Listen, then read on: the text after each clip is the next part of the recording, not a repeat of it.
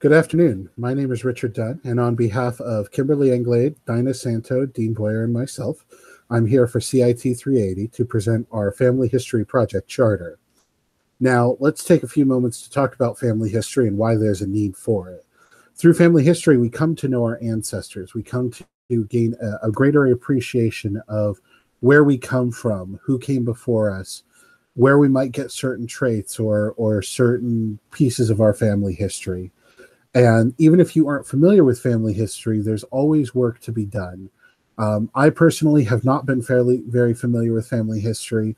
I was always under the impression that my personal family history was more or less done.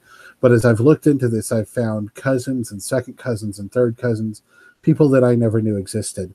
So no matter how much you don't think you need family history, there's always work to be done. The need for finding our ancestors is great. And through finding these ancestors, we can really come to know ourselves. And furthermore, finding these ancestors helps us to do the Lord's work.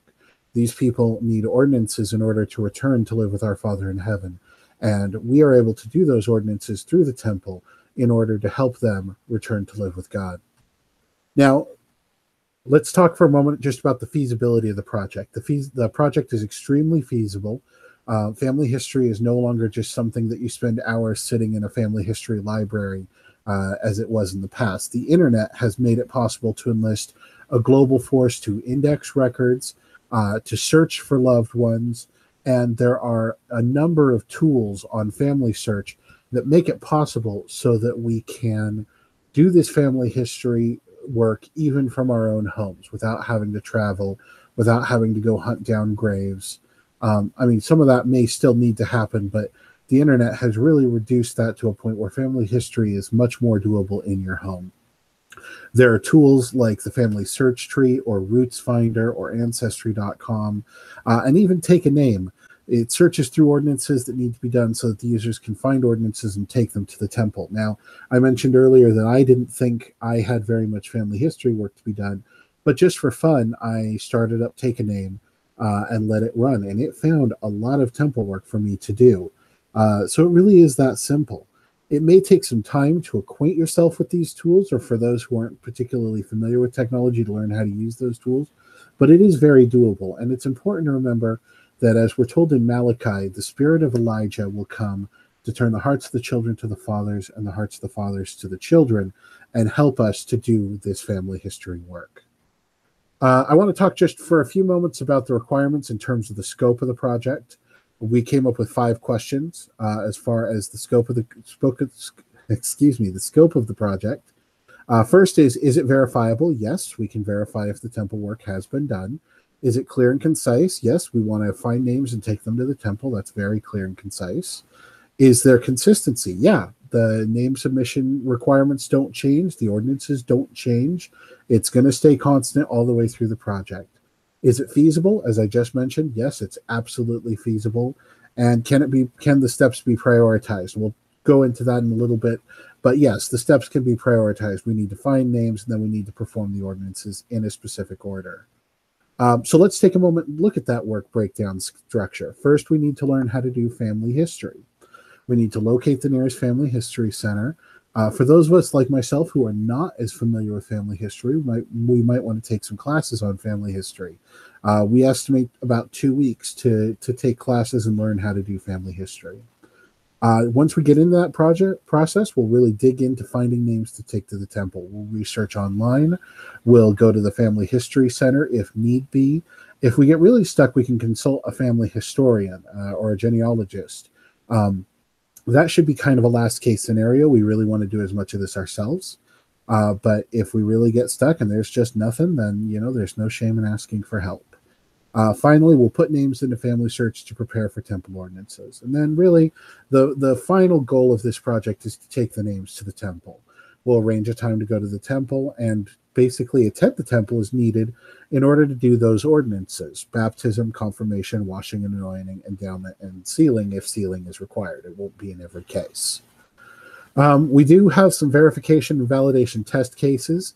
This one is first to have everybody trained on the appropriate technology. As you can see, the initials on the grid show the various users that will be involved in the project. We do anticipate to get everybody trained on the technology so that we can start the project. And from there, we also have another test case to make sure that the names are temple ready. Basically, once we go through finding these names, we want to make sure that they're in the proper place to go to the temple, that they're not duplicates, that they've been properly researched, and that everything is thoroughly vetted. We anticipate, if we've done our training correctly, that will pass as well. So let's talk about quality. We do want to be punctual on this. This project's going to last for 5 weeks. There will be a task for every week, whether it's training or finding names or going to the temple. If those tasks are not completed, it can delay the project.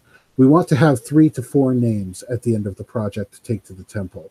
If there's less than 3, then that's still okay, because some temple work is better than no temple work. But in order to make the most of our time, we want to have 3 to 4 names. More would be great. More would always be great, but 3 to 4 is what we're aiming at. We will be doing presentations on a weekly basis about our progress.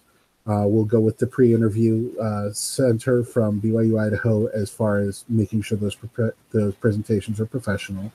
We'll meet up as a team on a weekly basis. It looks like we're aiming for Monday evening to meet up, as far as making sure that we meet early in the week so that there are no mishaps and everybody knows that they're on the same page. And we'll also be writing descriptive content to make sure that this is properly documented. Risks in this presentation going to be fairly minimal. The biggest risk, obviously, is that we don't find anything, that we don't get any ordinances performed. Family history work is hard, especially if you come from, a family that has done a lot of family history. It can be difficult to find names. So if that happens, the ultimate outcome is that we'll have spent time and money for no accomplishment, except that that's not really that much of a problem, because the Lord promises blessings for those who seek his work, seek to do work for him. So even if we don't find anything, we know we're going to be blessed. But we believe that risk is minimal, because we believe, as I mentioned earlier, in the promise of Malachi, that the Lord will be with us as we do family history and help us to find names and to find those ordinances that need to be done. The other risk is duplication. We will have to be sure not to confuse our family trees. If we, find 2 Marys that, we think are different people, that could mess up the family tree, could cause a lot of extra work and just kind of get things snarled. There's also the concern of duplicated ordinances, taking a name to the temple twice, or a name to the temple that somebody else has already done. Technologically speaking, that is not a great risk, because the online tools are fairly good at catching things like that. But even if that does happen, we have faith that in the last days those things will be sorted out. The Lord is omnipotent. He knows all things. He will know whose work needs to be done. And in the last days, we're certain that will be taken care of. Now, that's not to say that we're not going to try and avoid it. We absolutely are going to try and avoid something like that happening. But if it does happen, it will not end the world. As far as resources go, everybody involved in the project will need to have a computer and access to the internet in order to access those tools that I mentioned earlier. If people don't have internet at home, there is internet at LDS meeting houses.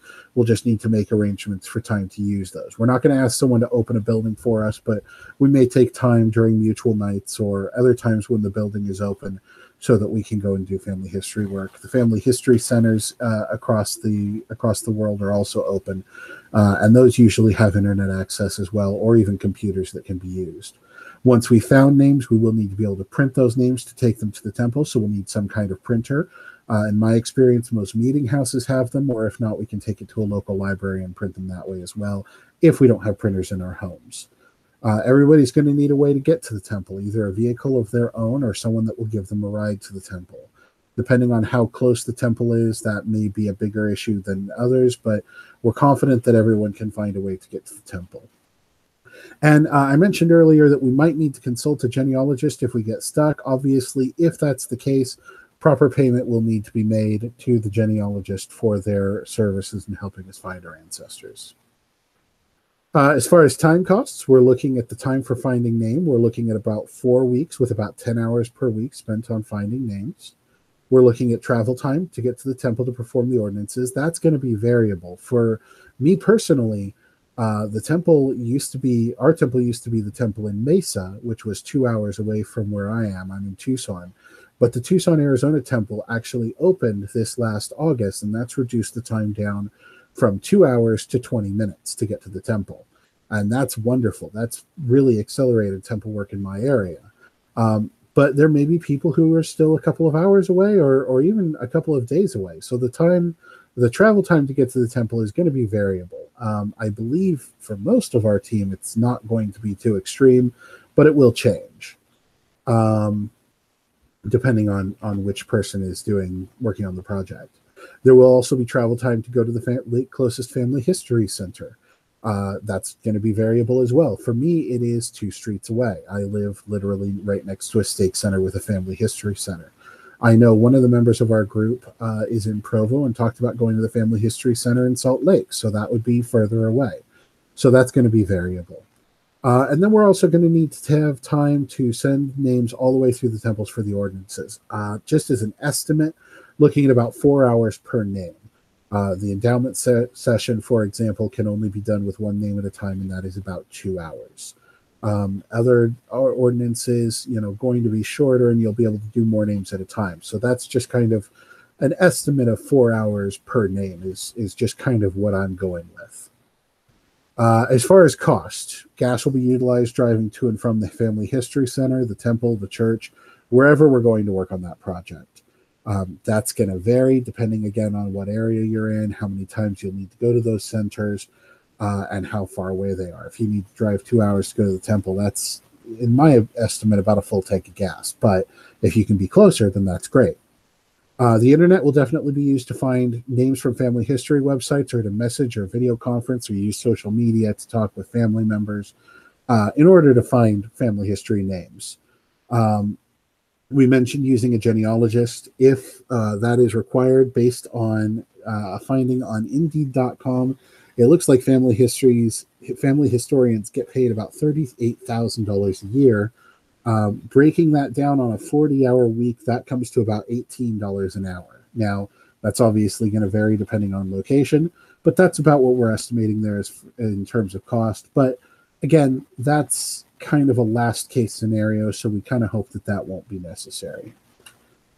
So in conclusion, we're looking forward to this project. We're looking forward to learning more about our ancestors, and we know that this is the Lord's work. We know that the Lord is in family history, that he is mindful of our efforts to find our family members, and that he will be with us as we work toward bringing salvation to those people who need it.